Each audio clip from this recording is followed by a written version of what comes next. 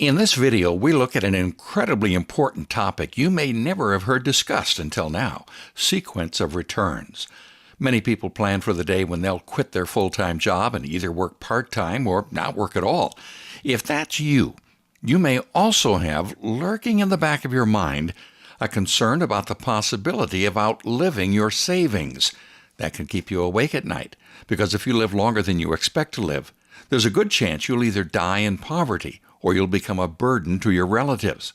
You could end up living in low-income senior housing. You might have to buy your groceries with food stamps and stay home and watch reruns of old TV shows all day. Or you might have to move in with your kids and be dependent upon them to buy your food and see that you have decent clothes to wear. Imagine, after such a full life, giving up your independence. It's not a pretty picture. Financial planners and advisors have a name for this risk. They call it longevity risk, the risk of outliving your money. And as our lifespans increase, the risk becomes greater and greater. How can you minimize your longevity risk? How can you arrange your financial affairs so that you're in charge of your own life, so you don't have to reduce your lifestyle or depend on your children? Well, there are 3 proactive steps you can take. The sooner you start, the greater your chance of success. Step 1. Be realistic about how long you're likely to live. Would it surprise you to know that most couples in their mid-60s assume they're going to die on or before their 80th birthday? And most of them are wrong. In most cases, if a couple is healthy at age 65, one or both of them will still be alive at age 90, 10 years longer than they had planned, 10 long years after the money has run out. So step 1 is to plan for a life that lasts longer than you might expect. Planning to live to age 95 or even 100 is more realistic than planning to die before you turn 80. It's far better to pass away with a little left over than to find yourself alive and well with nothing to live on. That's easier to say than it is to do, but unless you're willing to risk a world where you have to choose between buying your food and buying your medicine, or a world where you've become dependent on your relatives, you'll make whatever adjustments are necessary to your spending and savings now to put more aside for those additional 10 to 20 years. Step 2 is to realize the danger of sequence of returns. Sequence of returns refers to the order in which investment returns occur. During the years that you're building your nest egg, you may be able to recover from a few bad years with a few good years later on. But once you've moved to the phase of life where you're living off your nest egg, the situation is quite different. Let's take a look. Imagine that the year is 1969. Neil Armstrong has set foot on the moon, and 350,000 rock and roll fans have attended Woodstock. And suppose you have just received your gold watch and a pat on the back. You've cleaned out your desk and job freedom awaits you. You figure you're all set because you have $500,000 in your retirement account. You plan to withdraw $30,000 each year to help cover your living expenses, and to account for inflation, you'll increase your withdrawal by a modest 3% each year. Well, here's what would happen to you beginning in 1969 if you were to do that, and if you were able to get the same returns as the S&P 500. For the sake of simplicity, we're not going to take into account the fees and expenses associated with your investment. That doesn't mean they won't be significant. It just means you're going to be in trouble even if you don't count them. This is a record of your hypothetical finances from age 65 out to age 90, showing your $500,000 starting amount, your annual withdrawals, the ups and downs of the market, and what you have left at the end of each year, which is what you start with the following year. Look at the bottom line of the chart. There are 2 lessons to learn from these numbers. First, do you see what even modest inflation does to your cost of living when compounded over time? With 3% annual inflation, a lifestyle that cost you $30,000 in 1969 would cost almost $63,000 26 years later. So don't overlook inflation. The second lesson we learned from these numbers has to do with how you made out financially. In this hypothetical example, at age 90, you don't have enough left in your retirement account to get you to April Fool's Day.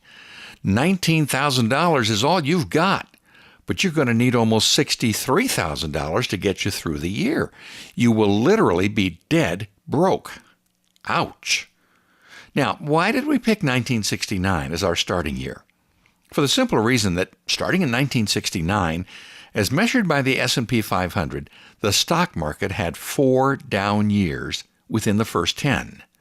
And down years early in your retirement can cause you real trouble.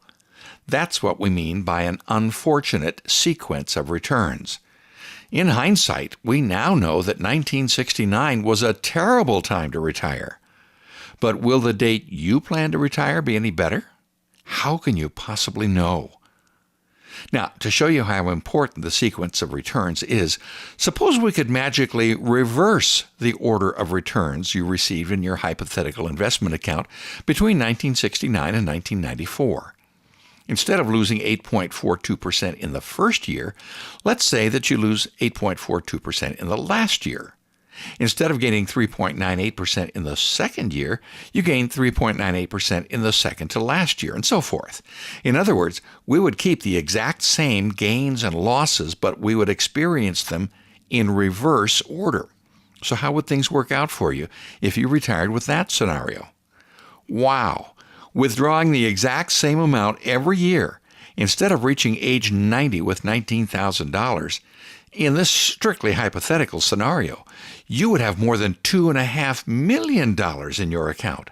The only difference between these two hypothetical scenarios is the sequence of returns. Same gains and losses over those 26 years, but just in a different order, a different sequence. Do you see how important the sequence of returns is? If the bad years come toward the end of your life, you may be all right. But if they come earlier, you're toast. And nobody can predict the future. But almost no one is talking about sequence of returns. These 3 words, sequence of returns, could very easily cause you to outlive your money. And getting a lousy sequence of returns could be far worse than being forced to retire sooner than you planned, which, by the way, happens more often than you might think. Again, that can cause you to outlive your money. You see, you're hit with a double whammy every time you withdraw money when your account has a loss. Not only are you now pulling out a larger percentage of your nest egg, but you're reducing the likelihood of ever recovering from the loss because you have less money left in your account to put to work for you. So what can you do? The answer comes in step 3. The solution is to draw from your investment accounts when the markets are up, but to draw from some other savings when the markets are down. Well, what other savings? Well, what if a portion of your savings were in an asset that is guaranteed to grow by a larger dollar amount every year? That would certainly give you a favorable sequence of returns, wouldn't it? If you knew the minimum amount your account was going to grow each year, do you think that would help give you financial peace of mind for the rest of your life? But where could you find such a savings vehicle? Right under your nose. It's been around for well over a century, but most financial planners never think to mention it. It's a certain type of life insurance. Dividend-paying whole life insurance has never had a losing year in more than 160 years. How's that for a sequence of returns? Up every year for more than a century. If you have this kind of whole life insurance policy and it's a respectable size, you now have a very smart but very simple strategy available to you to help your money last at least as long as you do. In years when the market is down, you simply live off your insurance policy assets instead of selling investment assets.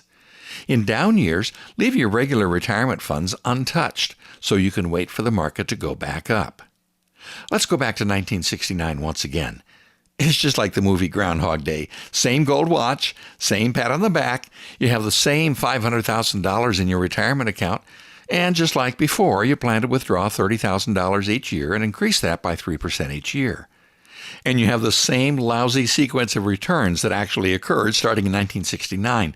None of these numbers has changed, but this is not Groundhog Day. This time around, you had the foresight to set up the kind of life insurance policy that lets you pull out cash value, income tax-free, by the way, anytime the market has a down year. The kind of policy that helps you have financial peace of mind. So this time, Whenever the market is down, you don't have to shoot yourself in the foot by taking money out of your investment account.